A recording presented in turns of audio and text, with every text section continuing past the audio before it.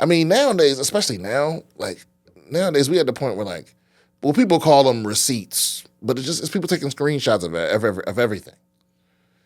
Screenshots of text messages, screenshots of DMs, screenshots of pictures. It's like, so everyone's remembers and everybody is loading up. Because think about what that is. What that is that's you going, I may have to destroy you one day. You know what I mean?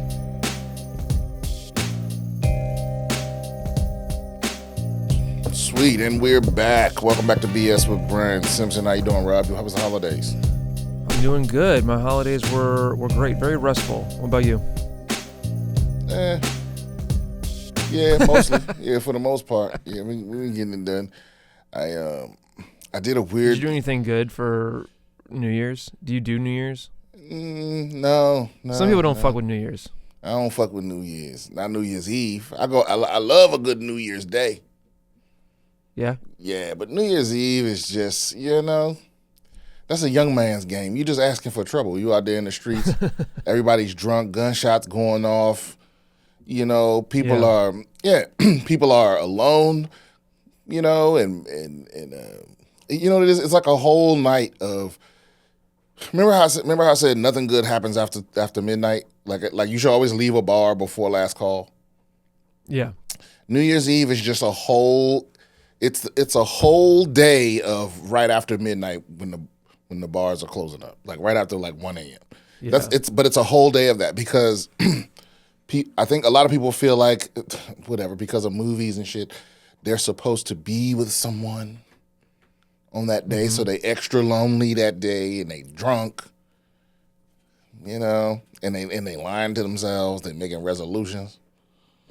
I don't know. It's a very forced holiday, in my opinion.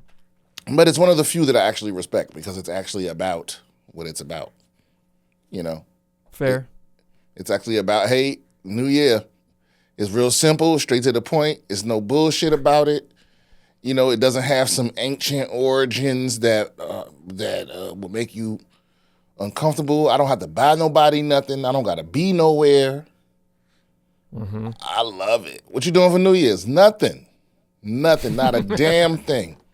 That's what I've been wanting to do for all these other special days. So New Year's is like the one I respect, but I don't fuck with it. I don't go do anything. Usually, sometimes I'm with people, but it's been a long time since that happened. You have any resolutions? I want to get labeled difficult to work with this year in Hollywood. So it's a. I want to be good enough. Rarefied air. People start saying I'm good enough to work. I'm difficult to work with. I want to be that good. Yeah, you notice you were mentioning that. They only ever say that about the very best people. True. And I think what it really is that most of those people aren't difficult to work with. They're just really, really good at what they do, and they really prefer. And those kind of people don't tolerate incompetence. That's all right. It is.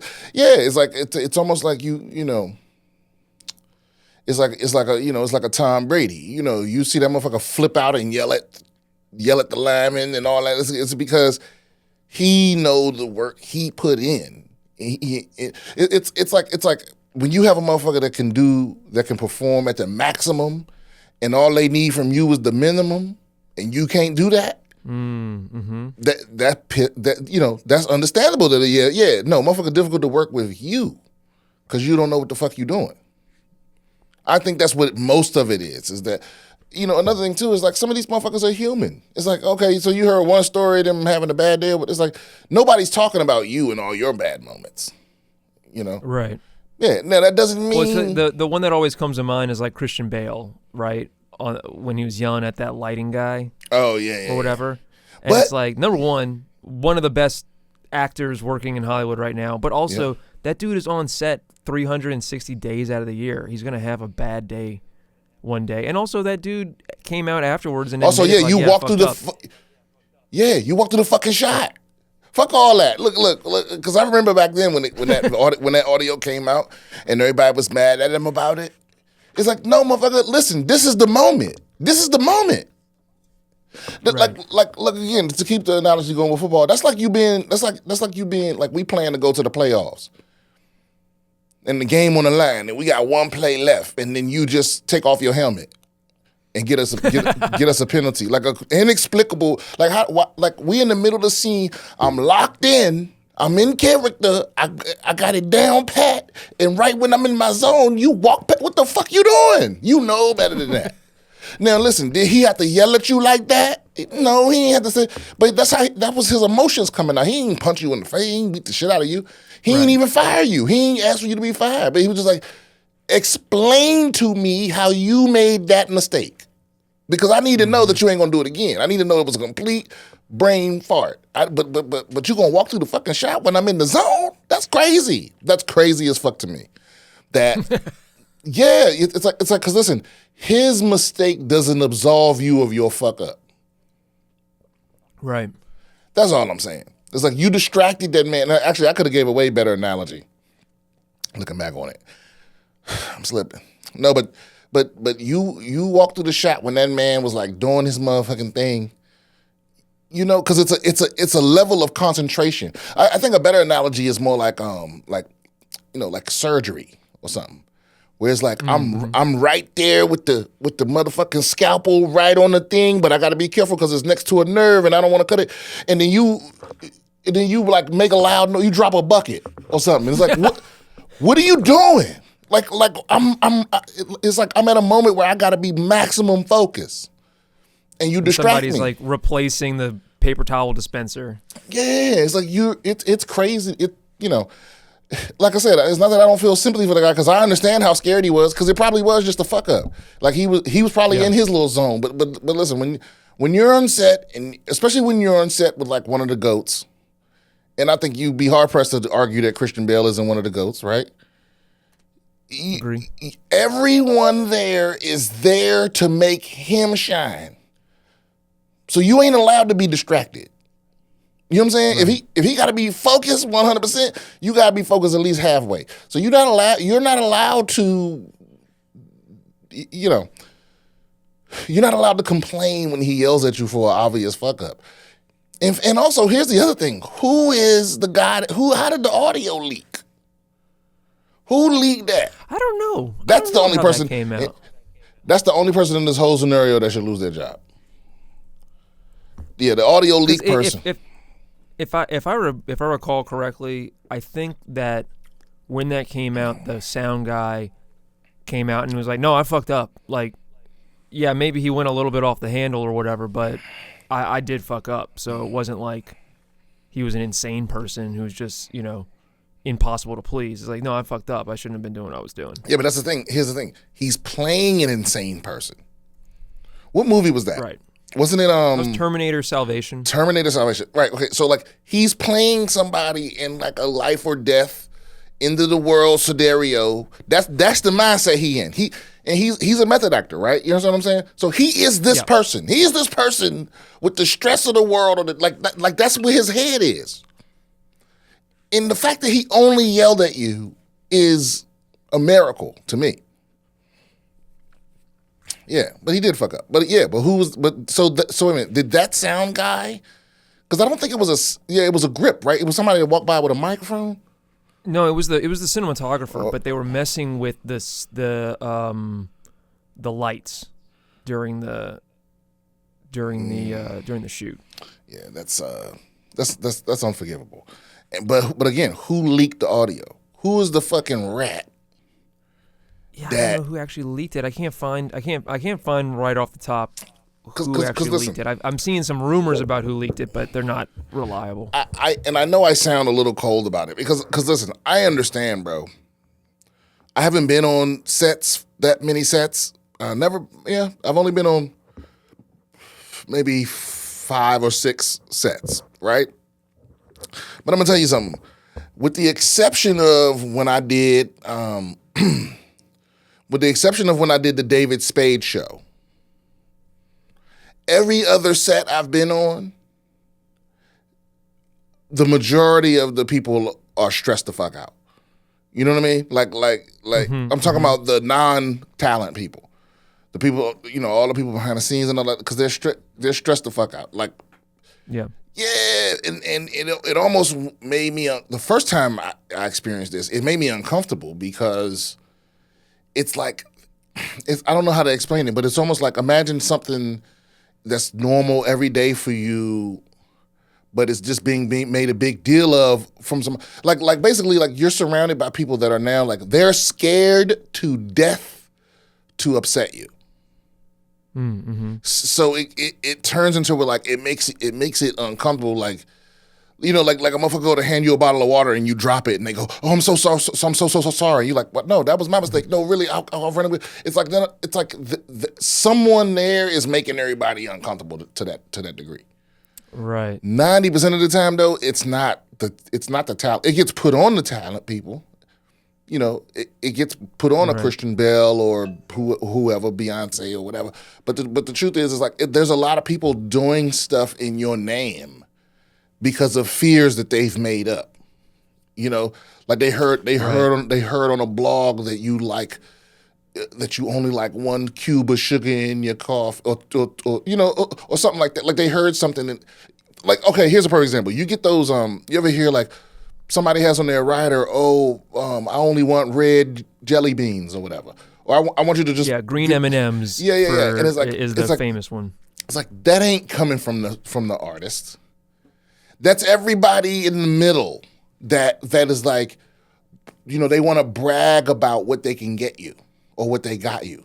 You know what I mean? Like you know, and it's stuff they didn't even ask you. Like it's like they'll ask for something that you didn't ask for, but they'll ask for it in your name. And then you'll get it, and they'll walk up to you and go, oh, yeah, so I got you this extra thing. It's all like a clout. Yeah, and then the rumor goes around that, like, oh, now you request. Now you absolutely need to have, you know, like a turducken of candy bars. You need a Snicker, merge with a Mars, merge with a Three Musketeers, merge with a Mr. Goodbar, and you need it in that order, and you need it facing east, you know, on a platter. Like that, no one's asking for that. One thing that I heard about the green M&Ms thing, because I think that comes from Van Halen. I think that's a story about Van Halen and they moved the story around. It goes from I've heard about Van Halen. I've heard it about Nicki Minaj. I've heard it about Prince. I've heard the theory that I heard about the Van Halen thing was that was during their tour where they had a pretty unprecedented level of like sets moving around and props and pyrotechnics and stuff. And the purpose of putting some of the weird things in the rider was to make sure you read the whole thing. So when they walk into the dressing room and they don't see green M&Ms on that table, they're like, they didn't read our fucking rider. We need to make sure we're not about to blow ourselves up. I've heard that as well. Which maybe that's true, maybe that's not. I don't fucking know. I've heard that I've heard that as an explanation, but at the same time, it's like, and I like that too because I've gotten emails and stuff like that from people that were basically like, you know, if at the very bottom is like, if you read this, then text me. Banana. Yeah, right. Whatever the fuck. So, but I also feel like there's easier ways to make sure everybody read the whole rider without a ridiculous request. So that, you know what I'm saying?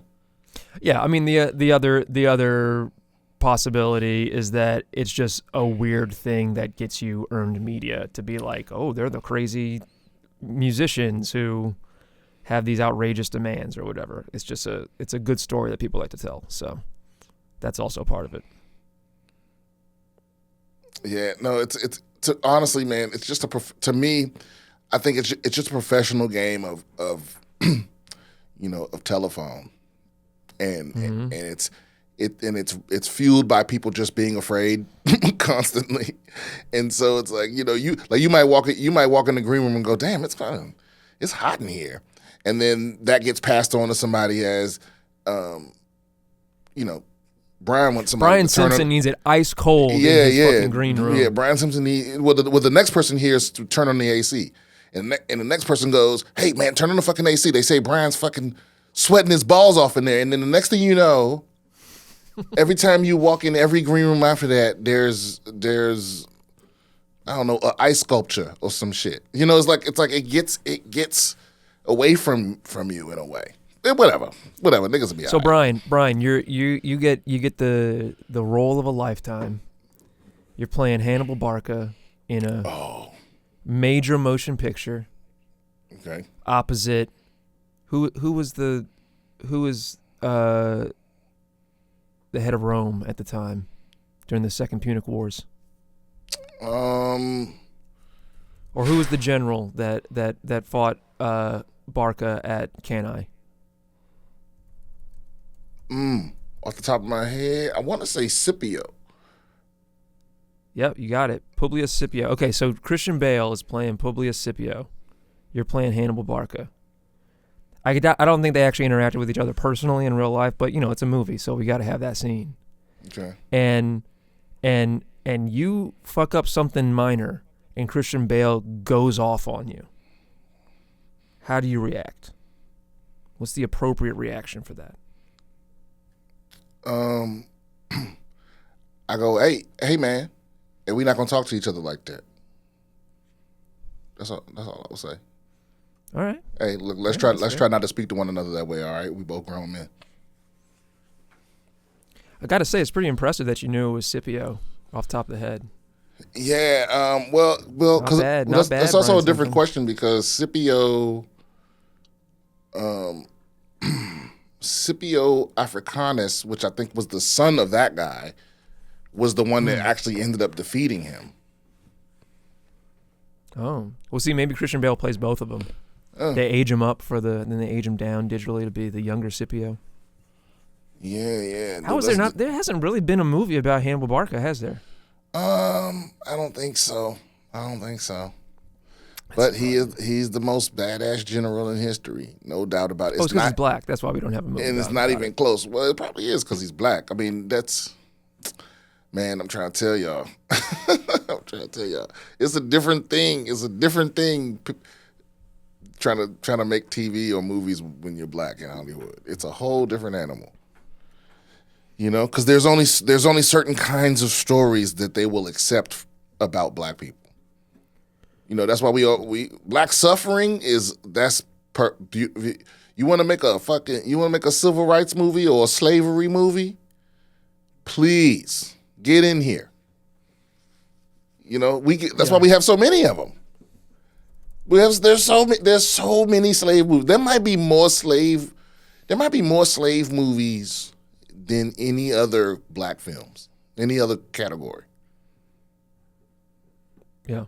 At least those are the ones that get nominated. You want an Emmy, you gotta get your ass beat. Or the ones that get nominated, they're also the ones Oscar? that you can get money for. Right. Yeah. Oh, There hasn't ever been a Mansa Musa movie yet, which is crazy to me. Another good one is struggling. Well, because here's the thing too. I think there's this I forget what you call it, but there's this conventional wisdom in Hollywood that black movies don't sell. And like I said, it's a bunch of people motivated by fear. So they, no one's going to be the one to go out on a limb for something that everyone says doesn't work. And then if it doesn't work, it's on you. No one does it. No one in the middle, right? No one with middle power. And what I mean by that is like you ain't the top dog and you ain't on the bottom, right? But no one that's not at the top, like the people that are that are right adjacent to power, right? Right. None of them are ever going to set up a situation where if shit works out, you get credit, and if it don't, then it's on them. None of them. Nobody does that. You understand what I'm saying? Like it. If I'm explain that a little bit more to me. If I'm above you in any kind of organization and structure, I'm never going to set things up so that if the idea fails, it's on me. Because that's why you're underneath me. It's like if something fucks up, you'll hear people say all the time, shit rolls downhill. That's what they said all the time in the Marine Corps. That's what that means. It's like, oh, I'm not going to pay I might pay a little bit of a price, but you're going to pay most of the price. Right. And you're going to spread that down to the people beneath you. And until, some E1 has their whole fucking weekend ruined. and we get to move on past this thing. You know what I mean? Like Right. Yeah, Yeah. that's so. I don't buy that people are gonna that. I guess we kind of went off on a tangent, but my whole point is that it's just hard. It's just hard to make black stuff that's not already. That aren't the types of black movies that already sell. It's hard to pitch that because let me rephrase it this way: for you to make TV or make movies, no matter who you are, what group you belong to, a white person has to approve of it. At some point, you got to convince a white person somewhere that your shit is dope and is going to make them money. Right. So that's and so Hollywood can do all this diversity and all this other stuff. Fuck everything. There's nothing on TV that was approved by all minority people, all the way from the bottom to the top. No way. At some point, you got to get past a white person. You got to convince a white person somewhere, and so what you're able to make is limited by their imagination, and also their imagination of what they imagine other white people will pay to see. Exactly. Right? And the thing is, no one will ever explicitly say that. So, so they have all these other buzzwords. Like they say, middle America, the average household. Will it play in Peoria? Will it play in Peoria? Right. Peoria means, will white people see it? Yeah, they have a whole bunch of sayings that are like, will white people be into this? But they don't. But they'll never say that. They always say shit like that. Yeah. Will this play in Illinois? Will this play in right? Will this play in Grand Rapids? Right. Yeah. Yeah. The corporate speak is fucking. It's real. It's really out there. All right, Can we hit a few of these emails? They've been kind of piling up. Yeah, let's do it. There's some good emails in here. There's some good ones here. I tried to. Man, that's a lot. Okay. So here's another thing. If you have any questions, comments, concerns, you want to send us an email us at bswithbriansimpson@gmail.com with all your questions, comments, concerns, or advice. Shit. Okay. And also, listen, if you send me an article, try to summarize it for me so I don't have to. It's just easier that way. Hit me with a quick, like, what it's about. Or, at least why it's interesting. Yeah, right. Like, why it's interesting. Yeah. Do we do? We got a few different emails about the Fermi Paradox. Is this the first one from Lars? Yeah, there's one from Lars. Yeah, Lars. Let's make sure. Lars in Boston. Lars in Boston. Okay. Hi, guys. Oh, so the title of the email is "The Fermi Paradox is Bullshit."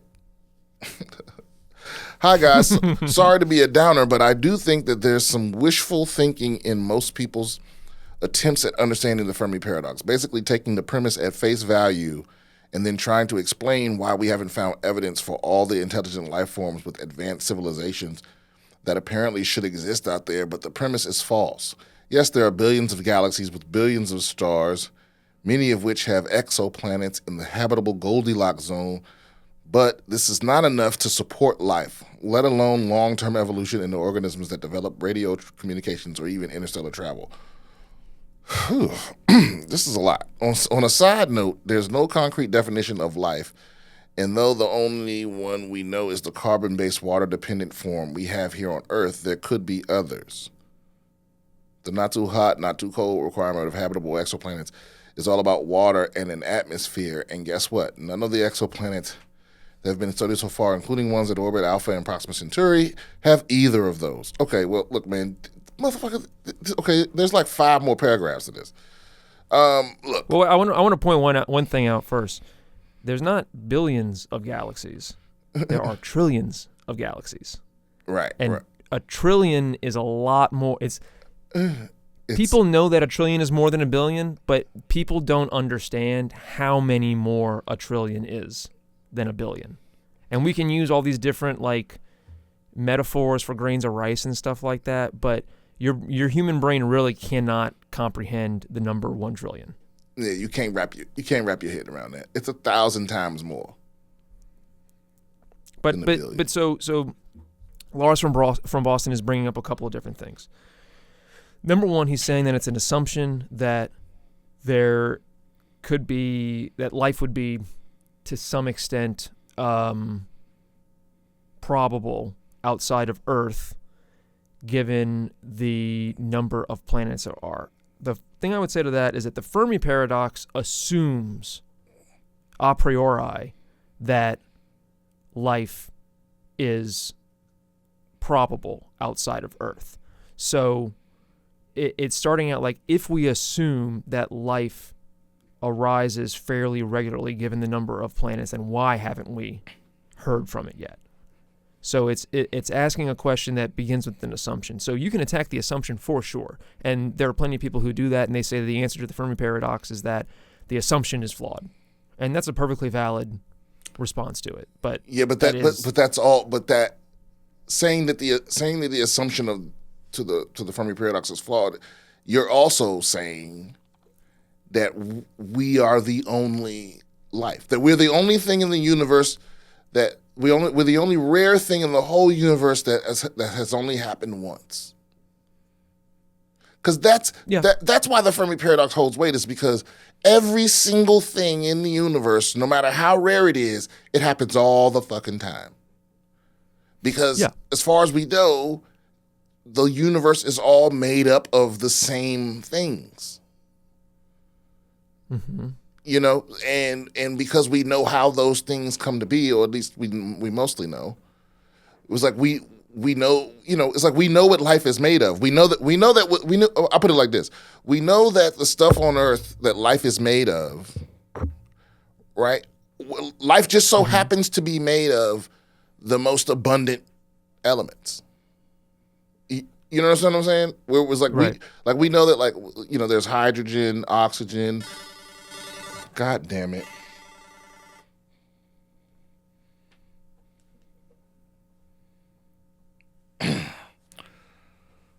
All right. Okay, where was I? We were talking about the stuff that... Oh, right. Yeah. Yeah, like we basically we know that the most abundant elements are also the things that life is made of. So so we, you know, life that we know. Obviously there could be other life forms. I mean, it's possible for there to be carbon-based life forms, sulfur-based life forms. I think they've seen or speculated about. But there's only speculated about silicon-based life forms as well. Yeah, but the reason why carbon is important is because it bonds with the most things, right? Carbon, yeah. Yeah. So carbon has it can my form like very layperson understanding of it is that the molecular structure of carbon, or the atomic structure of carbon, allows it to take on a multitude of forms, even though it's a very simple atomic structure. Right. And so even though like life would be possible, there are other elements that could behave that way that are higher up the chain, but those things don't.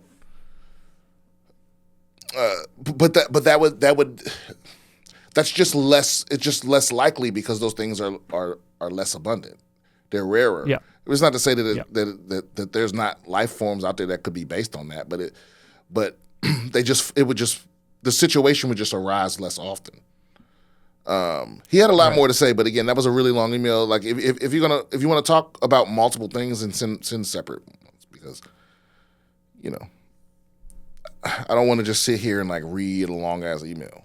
You know what I mean? I do like this email though. Like maybe one of these days, like right back in. Yeah, maybe we have like an intern at some point that can like summarize some shit for me. We're gonna take a break to talk about Diet Smoke. Diet Smoke makes federally legal premium THC products delivered right to your door. With so much THC variety, there's a Diet Smoke product for everyone. With melatonin blends for sleep and caffeine blends for on the move, elevate any vibe with Diet Smoke. Yeah, they sent me some, but you know, a variety of flavors. And man, they're pretty fucking good. I don't understand how they do it. I don't know why is it legal for them? Do they own a senator? I don't know. New to the THC game, U.S. Weekly just named Diet Smoke's Delta 8 gummies as best for beginners. And if you're an advanced player, experienced users love the Delta 9 high for when they still want to function but can't melt into the couch. Now, I'm trying to melt, dog. I mean, they definitely offer a little bit of a meltiness. I mean, I tried the things like cherry. They sent us like cherry limeade, blackberry, and something else gummies, and the cherry limeades were awesome. Yeah. I like how you have the variety to choose from. You can go Delta 8 or Delta 9. Yeah. I still don't know how they do it. If you're ready for that perfect high, head over to dietsmoke.com and use code BS for 20% off your first order. Again, if you're ready for that perfect high, head over to dietsmoke.com and use offer code BS for 20% off your order. That's 20% off with code BS at dietsmoke.com or click the link in the description. Diet Smoke, the beautifully balanced buzz. Advice for a novice from the Advice Champ. Hey, Brian, I'm a new stand-up comic. I want to know your thoughts about making buddies in the open mic scene. I've been doing this for about 8 months now, and I haven't made many friends at the newbie scene here. It's not that I don't like my peers, it's just that rubbing elbows for opportunities feels inauthentic to me. I'm pretty introverted. Another comic friend of mine told me that if I don't start chatting up my peers, I'll never get opportunities. My first reaction to hearing this was to quit, but I think I'm legitimately funnier than some of the other open micers that get feature spots or invites. I just want to know your thoughts about making buddies early in your career. Semper Fidelis. Okay, well, look. You said that you can't make friends, and then you said your friend told you. So that's weird. But the thing is, Well, he said he hasn't made many friends. Yeah, and it sounds to me like he maybe has a few that he's fairly close with, and one of them is like, "Hey, man, you got to start like building bridges." Yeah, connecting with people. Because here's the thing. Opportunities. It's not inauthentic. Like you said, like the few people that are your friend. Because here's the thing. We use the word friend. That really means more than one thing. You know what I mean? And because to me, it's levels to friendship. There's friends that when I say friend, and I really mean family. Like they're just like they're just as important to me as my family. You know what I mean? That kind of friend. Then there's most of your friends, your associates, like people that that you kick it with and talk to and trust and exchange ideas and all that kind of thing. And then there's your work friends. And comedy is work. Like you're at work. Just think of it like that. Like you wouldn't go to the office and then not ever talk to nobody. You know what I mean? It's that kind of thing. It's like you don't have to be fake to people, but you do need to be at least a little social. Because I feel you. Like I don't like fucking hanging out with people that I don't know, that I'm not comfortable with. But it's like when you're at the club, you just get to know people a little bit. Just mingle, motherfucker. That's all it is. You just mingling. Because everything in this business comes from who you know, and you have to, and whether or not people have a good, like whether you have a good reputation, and the reputation is like credit. It's like having none at all is almost worse than having a bad one. Or it's the same thing. It's just it's people gonna treat it the same. It's like I don't know nothing about that motherfucker. But here's the other thing. Don't compare yourself to other people, man. Just focus on your comedy. You know what I mean? Like you're doing fine. You don't have to make fake friends. You don't have to fake be friends with people. Just be friendly. Fuck with the people that fuck with you, and be friendly to everybody else. Try to be friendly to everybody else. But also, like, don't focus on who you funnier than. Like, just become a beast. That's if what you're saying is true, and you're funnier than most of the open micers. Like, stop worrying about what they getting and not getting. Just take the stage time you get. Lock in. Be a beast. Because there's a lot of politics and bullshit and all of that in comedy and show business in particular, but there isn't some conspiracy to keep talented people away. You know what I mean? There's nepotism and and favoritism and tit for tat or quid quo pro. There's all of that shit that's happening. All the unfair shit is all happening around you. But if you a beast, no one's trying to keep stuff from you. Like, you understand what I'm saying? Like, there's a level of talent that once it's observed, overrides everything. And if you think you're capable of obtaining that level, then you need to be focusing on that, because that's gonna get you everything. All this scene, this city that you're in, that's not the end game. So who gives a fuck?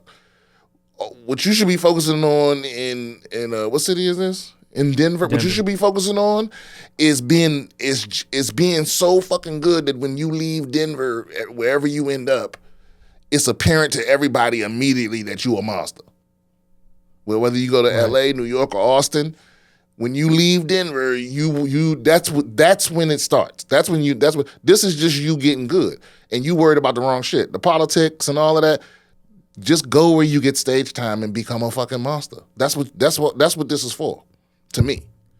So many people that I started with or was around that was all focused on the drama, they still there.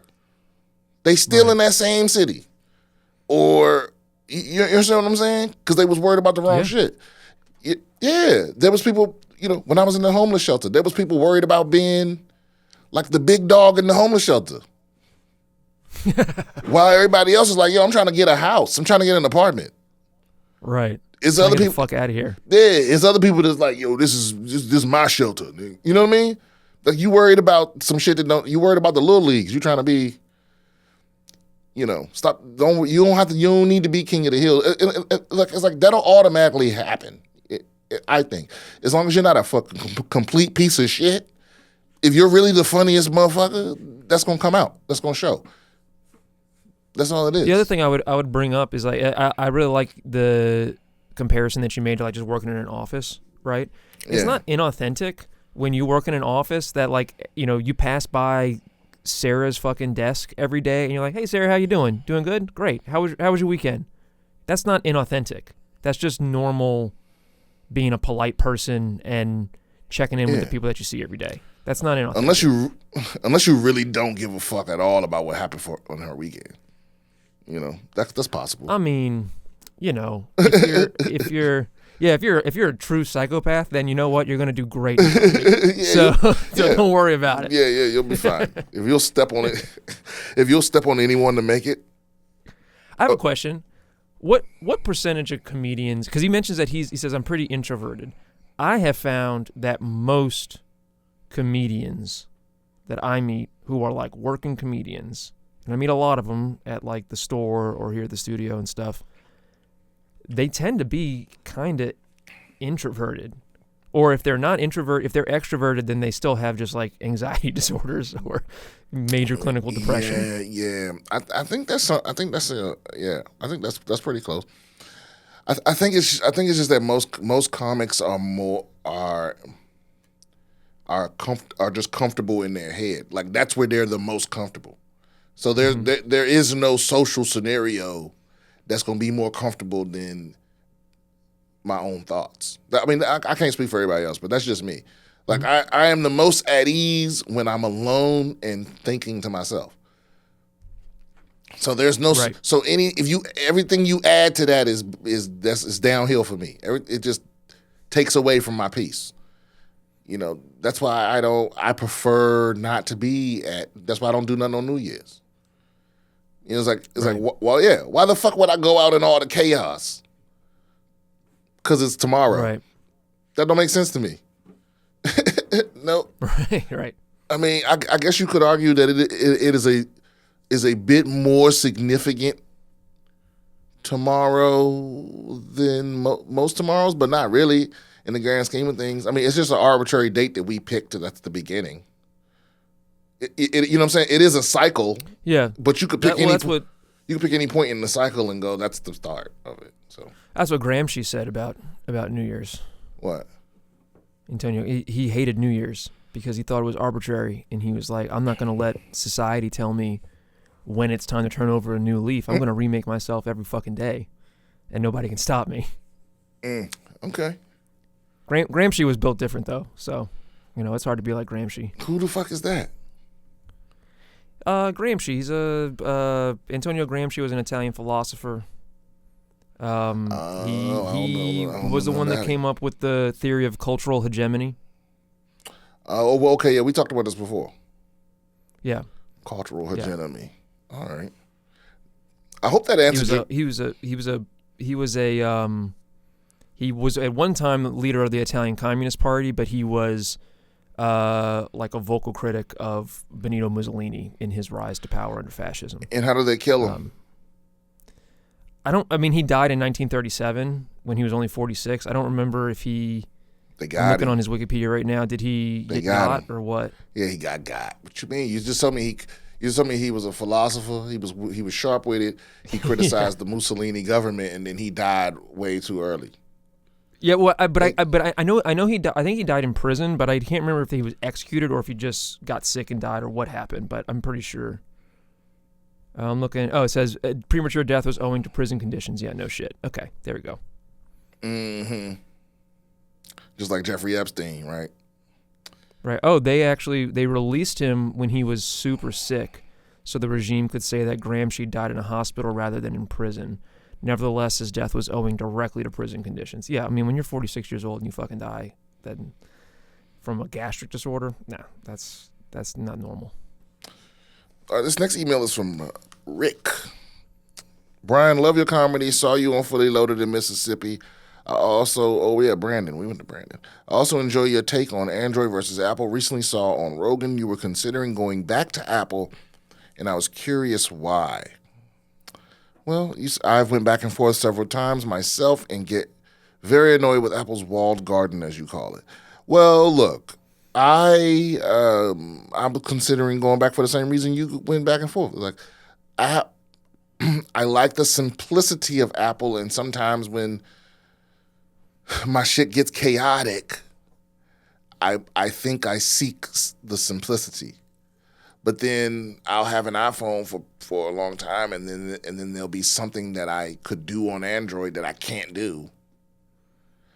Because the Samsung phones, they have so many fucking features. It's like you don't need them all. Hundreds. Some of the shit's gimmicky, some of it's useful, but a lot of the times it's like you don't need like the S Pen, right? Like I love that, and I probably use it like twice a month. But those times where I'm like, damn, I need it, and that S Pen function work. Oh, they come in so handy. I just love having it, and so it's like, and sometimes I'll go months without using it, right? And then so say I have an iPhone for months, and then one of those situations pops up where it's like, oh damn, it would be nice to have that S Pen. And I fucking don't have it, Does the S Pen's a stylus, right? Yeah, it's a stylus. It's a stylus. Yeah. Does that work on your Samsung phone and your tablet? Does it work on the phone too, or just the tablet? You know what? I don't know, because I'm pretty sure it works on both, because it's not because the pen doesn't need a charge. Right. To work, so, and it's the same technology. So yeah, it's not like the Apple Pencil where cause the Bluetooth connection to the tablet is only for the air gestures stuff. Oh, okay. But to actually just use it to write, it doesn't need to be charged. Yeah, this is saying that it works on some of them. So if you have a Galaxy Z Fold for the Fold is different, because the S Pen for the S Pen for the folds don't work on the tablet or the they might work on the tablet and stuff, but all right. The tablet pen won't work on the Fold because it's a different technology. Okay. Yeah. At least that's my understanding of it. Yeah. I hope that answers your question, Rick. All right, we can. One more. Let's do one more, and then let's do an article. Question for the pod: would you tip a racist? Okay, wow. Hey guys, hope all is well. Me and my wife recently moved cities, and as part of the move, hired 2 movers. The movers were great, arrived on time, quick and efficient loading up, got to the destination on time as well. While unloading at our new location, we thought our cat ran out the door, but they helped us find it in the house. Right as they are It's above and unloading beyond. right as they are unloading the last item off their truck, and I'm getting ready to pay them, I saw a big Confederate flag tattoo on one of the guys' calf. Me and my wife are black. I was conflicted on how to handle tipping. Their service was great, so I ended up tipping them, but not as much as I would have if I didn't see the tattoo. Question: would you tip someone with a racist tattoo? Well, that is a that's a big leap from the title of the email is "Would you tip a racist?" This is not exactly that. Question: would you tip someone with a racist tattoo? Would it be different? Unpack that for us. Why is that different? Well, let me hold on. Let me finish this question. Sure. Would you tip someone with a racist tattoo? Would it be different if it was a Confederate flag versus a swastika? Would it depend on their type of job, i.e., mover versus an Uber driver or a waiter? Let me know. Keep getting them checks. Thank you. Look. So I think there's a subtle difference because I think our tendency to label things, or let me rephrase that. What I associate with certain things, you can't put that on other people. So it's like you see the Confederate flag and see that as a racist tattoo, but maybe he doesn't. You know what I'm saying? You understand what I'm saying? It's like so for you to say, because when you said would you tip a racist, what you're basically saying is this guy is racist. That's all I'm saying. It's like, and I think having a racist tattoo is not the same thing as you, because like you said, and you said, would it be different if it was a swastika? Hell yes, it would be different. Because a swastika is that's telling people, yeah, that's saying I'm racist. You understand what I'm saying? What about the people who are trying to reclaim the swastika? Those people are stupid. those people are stupid. You don't get to decide what things mean. We do that collectively as a group. And everywhere on earth, a swastika mean Nazi. So if you put a swastika on your body, people going to take you at face value. You know what I'm saying? Now well, yeah, go ahead. But listen, I think you're gonna respond to exactly what I was gonna ask. Yeah. So for me, but a Confederate flag, that is not so cut and dry. It represents it because yes, the Confederate flag is about slavery, but that doesn't mean the person that's hanging one. That doesn't mean that that's what they're trying to say. You know what I mean? Some people, because the people that go, it's not racist, is pride or it's Southern pride or this and this and that. For some people, that's not bullshit. You know what I mean? That ain't the same thing to me as a swastika. Or any other symbol that is overtly sending the message, I am racist, and I don't care if you know, because that's a different person. You know what I'm saying? Yeah. Somebody that's openly and outwardly, unquestionably racist isn't the same thing as somebody that is questionably. What the fuck am I trying to say? Well, you're saying that there's more ambiguity with a Confederate flag compared to a swastika. Right. It would almost be like you being like. It almost like you being like, oh, would you tip a racist? So this guy had a Republican Party sticker. It's like, well, that doesn't make, you know what I'm saying? Like you can't just make that assumption about a man, about a person. Also, here's the thing. This whole argument is moot because I would still tip. Right. Yeah. Because here's the other thing too. Let's just say this guy let's just say it was a swastika. Even still, you don't know that man's life. You don't know if he still feel that way. You don't know if he turned his life around. It's like all you know for sure is that this nigga moved your shit and didn't break it and helped you find your cat, which is not in the job description. And unless you ready to have that conversation with a motherfucker, then tip him the same. You know what I'm saying? I mean, unless it's one of those things. I mean, maybe like if you said like, yo, it was on his face. And I couldn't stop looking at it. You know what I mean? Like, but I think you got to be. I think you got to be man enough to have that talk with a motherfucker. And if you're gonna judge somebody that way, I don't know. After they done already did what is basically the best moving job you could possibly do. It's like they done already did all this work, and now you're like, I don't know. I see your tattoo. I'm gonna give you less money. I don't know. I hope you didn't. Did you tell them that you were giving them less money? It doesn't seem like he did. I don't think you told did. Them that. No. It seems like he still gave him a decent tip, though. He says, I ended up tipping them, but not as much as I would have if I didn't see the tattoo. So yeah, but you know what? Ooh, first of all, let me before I go any further. This was an excellent email. I like this. I like this conundrum right here because I'm going back and forth in my head because I feel you, because you can't control how you feel in the moment. You know what I mean? Yeah. Like maybe because the fact that you saw it right before you was going to pay him. I understand how that could make you feel some type of way, while you're sitting there holding your money in your hand, Maybe if you've seen it an hour earlier, maybe if you've seen it while he was looking for the cat. Because that's my question too. Like, say the cat's lost and he helping you look for your cat, and then you notice it then. What you gonna say? You gonna be like, hey man, I don't need your help. I'll find the cat. Is that what you're gonna do? No, you're not. You're not gonna do that. I have a question. What? Does it matter? He said he describes it as a big Confederate flag tattoo on one of the guy's calves. On his calf, right? Yeah. So obviously this guy's wearing shorts or whatever, and this is like he's describing it as a big Confederate flag tattoo.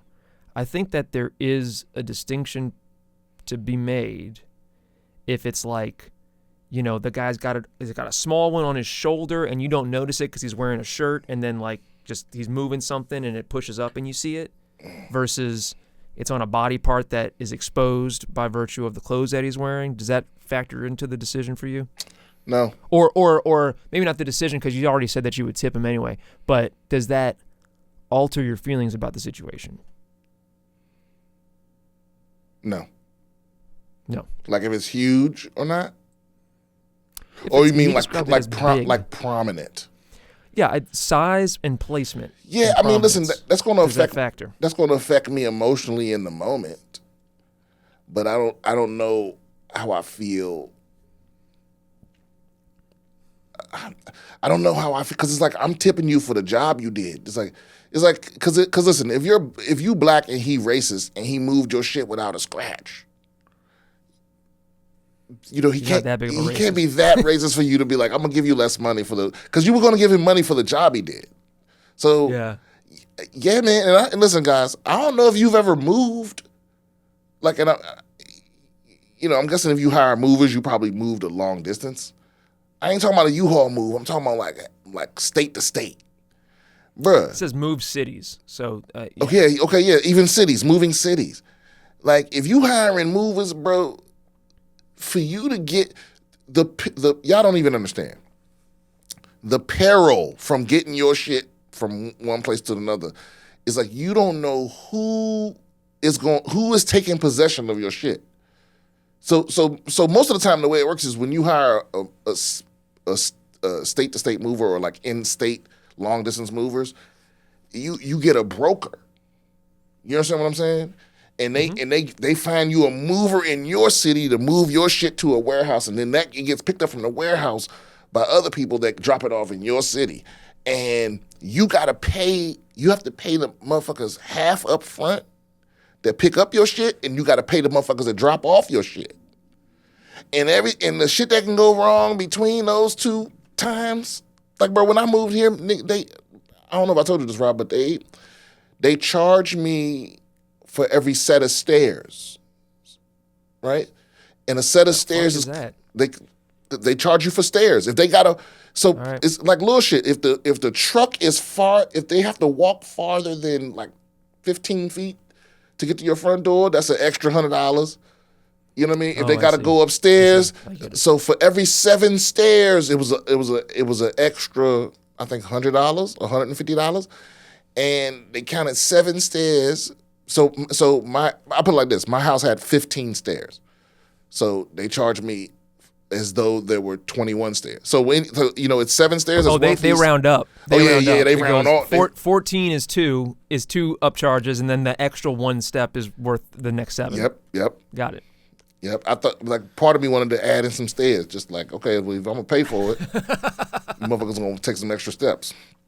Yeah. So I'm just saying, for them to have moved your shit all the way and everything was there pristine and help you find your cat, I feel like, yeah, you gotta cut a motherfucker some slack. You gotta at least get in the benefit of the doubt. Yeah. I one thing I disagree. I agree with you completely as in terms of they didn't do anything racist. You don't know for sure that this guy is a capital R racist or whatever. Yeah. And you're tipping them for the job that they did, and they did a good job. We say all that, and then the next time he moves, he realizes that somebody like carved "Go Home Niggas" and like in the back, like in the corner of like a little secret part of every dresser. Go home, nigga, go. That's funny. And then you tipped him. You coon. All right. But I do want to highlight one thing. I think that in now 2023, an adult with a Confederate flag tattoo, that's getting closer to the swastika thing, because I think as a society we know what it means when you have like if it's a old ass faded tattoo from 1998 or something, maybe that's different. But nowadays, I don't know. Oh yeah, listen. We could get into the debate about whether it means you're racist or not, right? I'm just saying it's levels to that shit. Yeah, sure. I agree with that. There's people that seem racist. There's people that have that'll have a tattoo that's racist, and then there's people that will say I'm racist, and those are different. I have a different attitude towards all those people, and I'm gonna tell you what, it would surprise you. The person that openly says they're racist, I respect them more than all the other racists. Yeah, I get that. The person that's not trying to hide, because it's the motherfucker that try to go, oh, no, I don't hate anybody, and then keep doing racist shit and saying racist shit. Those people, because you don't know who you're dealing with. The people that I know for sure are 100% racist, I know who I'm dealing with. I know who they are. That's why I don't believe in kicking them off social media. By the way, Rob, I turned out to be right. Explain that. Andrew Tate was arrested recently. Did you know that?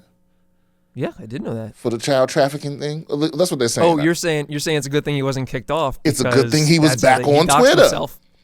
He didn't get arrested when he was off Twitter. He got arrested from being on Twitter, from saying his dumb shit out loud so everyone can hear. That's what we need all the time.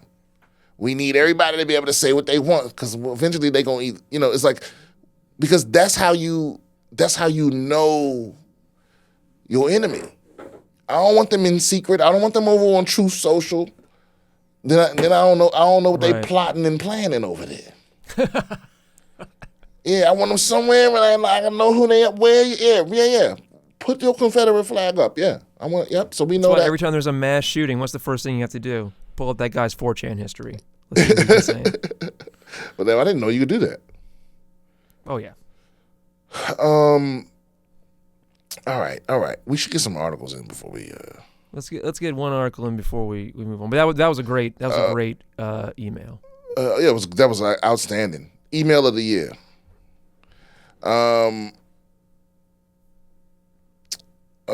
Okay. Let's do this one. Bill Cosby. Did you know this, Rob? Bill Cosby is on tour. I did. Bill Cosby plans 2023 comedy tour after overturned sexual assault conviction. The comedian overturned after he served nearly 3 years in prison. Okay, Bill Cosby plans on touring again next year following his release from prison. This is from Fox News. The comedian told radio host Scott Spears in a surprise appearance Wednesday on WH Talk that he wants to get back to stand-up over the next year when asked if he felt it was time. Wow. And you know what? I'm going to see it. No. I got to see it. Yeah. Because, listen, this tour is going to sell out, right? And it's because everyone wants to know what he's going to say. What the fuck are you? And can you even be funny now? Like, can you still be funny? Because all the comedy we've ever seen from Bill Cosby has come when he had a certain image. Yeah. And here's the truth, fool. Skill-wise, he's one of the best comics ever. Like, Bill Cosby himself it's a master class in stand-up, right? So... Yeah, back when he was 40 years old. Yeah, back when he was... Yeah, but what I'm saying is, he has the skill. He still has the same level of skill, but a whole other reputation. I mean, and listen, he hasn't done stand-up in a long time, so maybe his stand-up skills are a bit rusty, but that's something that'll come back with the touring. But what I'm curious is like, what is the material? What is the material going to be? Because I wonder, is he in a bubble of people that lead him to believe that the majority of people don't think he's innocent?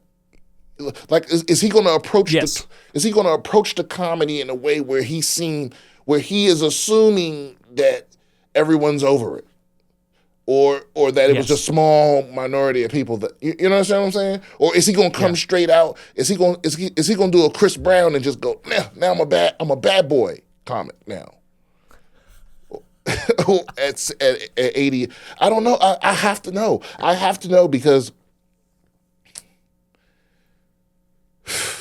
I don't know. It would be unprecedented because he could go up on stage and do an hour about how he did all that shit, and he can't go to jail for it. That's double jeopardy.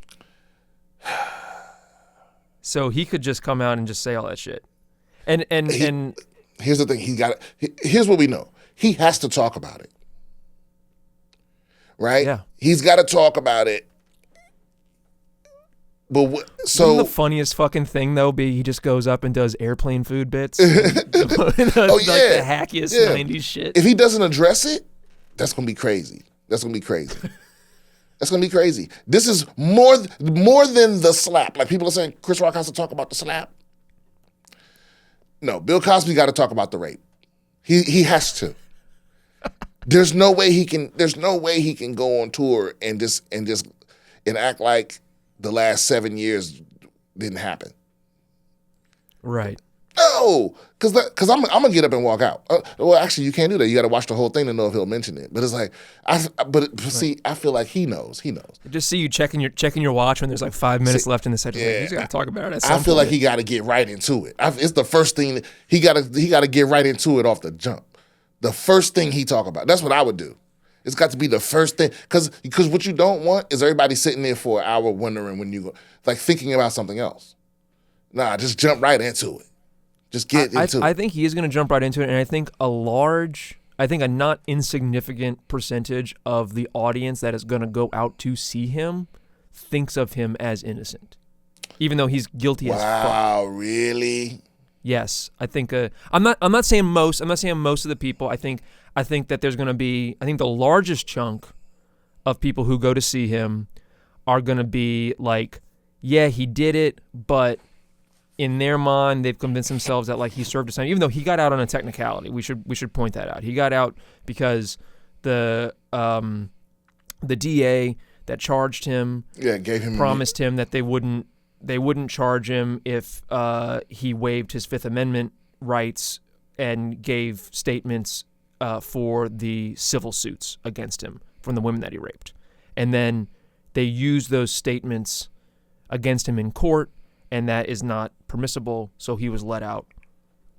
He was let out because of that. He wasn't let out because he was innocent. He was let out because they could not charge him because of the DA. But I think a lot of people in the public who maybe don't pay a ton of attention to it, or didn't pay a lot of attention to it, or forgot, they think that he was let out maybe not because he was innocent, but maybe because, whatever, he had served his time or something like that. I think, Yeah, see, the thing is, I don't think Cosby's innocent, but I also don't think. I don't think he was the only person doing that shit. That's what Sure. that's my problem with this whole situation. Is like, wait a minute, so he was at all these parties just raping people and passing out drugs and like no. We talking about parties in the 70s, right? It's like, or maybe they got some kind of loyalty thing, where it's like, but all those, because I hate to sound like one of those people that's like, oh, Hollywood's just full of weirdos all at these parties, but it's like, it's a lot of that. Well, it's also people in Hollywood aren't even necessarily, in my opinion, weirder than the average person. Just the average person doesn't have access to the money, drugs, and women. Bill Cosby had access to money, drugs, and women. The weird part about Cosby too is like I do think that he was. I'm definitely not going to say unique, but different from most Hollywood sex pests in that he was America's dad. Well, he was America's dad, but also most Hollywood sex pests just like promise you roles and ply you with cocaine, and then they have sex with you. Or they give you money or whatever. They promise you things. Bill Cosby was knocking people out, and it's like that's unnecessary. You don't need to do that's the part that's getting him off because you don't need to do that. You're Bill Cosby. You can just give them drugs and money. And most of them, you don't even need to do that. They'll fuck you because you're Bill Cosby. So why are you knocking people out? Yeah, but I think that's his kink. Wait a minute. Will they fuck you because you Bill Cosby? Yeah, dude. Come on. Like, I guess, you know what it is in my mind, I'm imagining that if he was just like himself and approaching women, they would all be kind of shocked. Like, really? Pastor Cosby? Or whatever, Dr. Cosby? Really? Because he didn't seem, because I'll put it like this. It's just one of those things that's just difficult to believe when you, like how different he really was from his image. That's for sure. Like, wow. Yeah, man. When I first heard it, I was like, what? What? And the fact that it's come out several times, but not really gotten any traction. But I guess it came, it was kind of a public secret for a while, right? I never heard. Well, it came out because, because with social media, and once something come out, it's out there forever. Like that shit came out back when like you could make a phone call and be like, don't put that in the second edition. It's like you could just pay 5 people to have something out the papers. Whereas now it's like, man, if one person see it, it's out there. If it's one record, remember when they tried to out Isaiah Rashad? That was him recording that video. You know what I'm talking about? Oh, really? Yeah, it was like selfie vision. Wow. But it's like it's out there. If it's out there, it's out there. Nothing online is secret. If it was ever out there, it's somewhere. Yeah, the internet never forgets. No. I mean, nowadays, especially now, nowadays we at the point where people call them receipts, but it's people taking screenshots of everything. Screenshots of text messages, screenshots of DMs, screenshots of pictures. It's like, so everyone's remembers and everybody is loading up. Because think about what that is. What that is that's you going, I may have to destroy you one day. You know what I mean? I may have to destroy you one day, so I'm just gonna hold on to that. Yeah, love you to your close friends. We like, oh shit, right. Word. Oh, this could fuck your life up. Hold up. Love you to death though. Yeah, but in 5 years, don't cross me. So I don't know. So we have a culture of destruction. Yeah, so he didn't stand a chance because I think that's why he fell the farthest. I think he fell the farthest from grace because it was so contrary to how he presented himself. Right. Any other comedian they could have said that story about, and it wouldn't have. because I think when you're that much not you because now this goes back to the beginning of this whole question, this whole article, and it's that I think he lost a lot of people. Yeah. I don't know if he thinks he's gonna do arenas, because that's not gonna happen. Yeah, I wonder what kind of venues he's gonna be doing. I don't know, man, or how uncomfortable it's gonna be. Because here's the other thing. He'll be able to pop in the clubs and stuff, but he ain't gonna be able to like announce where he's gonna be. Like it's not gonna be comfortable. If he pops in at places, people are gonna walk out. I think a lot of people are gonna. No. I mean, like if he popped in, you don't think so? Hell no, no way. That's like if Kanye popped in somewhere and you're like, oh, this is gonna be good. Because that's what I want. If Bill Cosby popped into a club I was at, I would be ecstatic because I want to see what he gonna say. Yeah, but you're coming at it from a comedian standpoint where you like the chaos of it. No. I'm talking. I truly believe that's what the average person wants to see. They want to go, what? Look. I put it like this. I think that if you paid for a ticket to go see a comedy show and Bill Cosby popped in, maybe there'll definitely be people that walk out, mostly women. Yeah. Yeah, but the vast majority of the people are gonna be like, wait a minute, what the fuck is about to happen? I gotta know. I have to know. I would watch at least the first 5 minutes. Because I'm like, yeah, you know what I'm saying? You've been in prison for 3 years. I know you got a tight 5. I know you got a tight 5 on this. It's got to be on this, though. If he ain't talking about this shit, if he's not talking about it immediately, I'm out. Right. Okay. I can see that. See that. You have to address it immediately. It's got to be funny. You have to, because I can't imagine how you could possibly make it funny. Also, it's got. Yeah. Also, it's got to either be a pop in or I got to get a ticket for free. I'm not giving this motherfucker money. No. I mean, that's the thing. Okay. All my hangups remain. I'm not traveling to see it. I'm not waiting in line. Right. You know what I mean? Yeah. I'm not buying a ticket. I'm not making a reservation. It's like, no, I'm not doing all that. I'm not going out of my way to see it. But if I have the opportunity to see it, I'm gonna see it. Or, I mean, because also, I'm going to hear about it. Because someone's going to record it. Someone's going to ruin it. Yeah, but it's people out here that want to ruin every show this motherfucker's on. I don't know if they're going to let it slide. We'll see. But most people are going to watch. It might also just not even happen. I mean, that's always a possibility, too. They could get pushback on this, and then they go, you know what, it ain't worth it. Who's they? The bookers and his agent. I mean, obviously his agent wants him to go because that's how he makes money. But there is, I haven't seen a lot of people talking about this, so I haven't seen any excitement for it or that significant of a backlash. It happened they dropped this news over the weekend, so whatever. But I don't know. We'll see. We'll see how people react to it. I don't know. You want to close it up and yeah. And oh man. Let's just put. I hope he just does it on YouTube. Man, that's a wild shit comedy tour. Man, I seen it all. You should put out his lockdown special now in 2023, where it's just him in his house by himself, no audience. I mean, look, if he's smart, he'll just record that shit at the prison.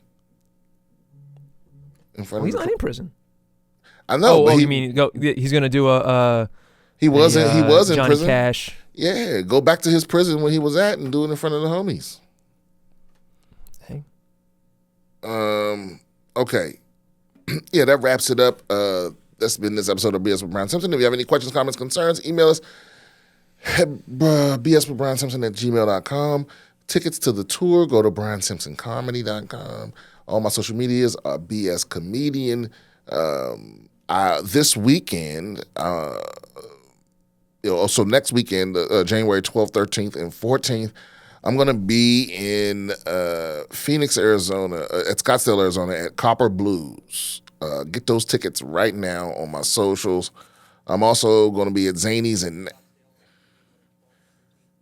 12th, 13th, 14th. Also, Zany's in Nashville and Stand Up Live in Alabama on the 20th, 21st, and 22nd. So the Zany show's on the Sunday, the 22nd.